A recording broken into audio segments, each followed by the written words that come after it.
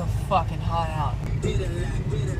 It is so fucking hot outside. I just want to get naked and walk up to that bitch over there and just punch her in the fucking face. And then I would put my clothes back on and get naked again, punch someone else in the fucking face and just get naked and suck a few dicks. I don't even know what's going on. I got fired today. Woo! I got fired!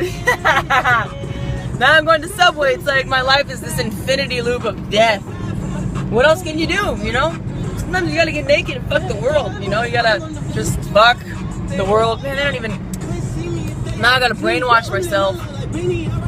Make a note of all the things that are wrong with me so I can go to the gym and kill myself and fix everything because, welcome to Dallas, Texas. If you don't look good, you should just kill yourself. Am I joking?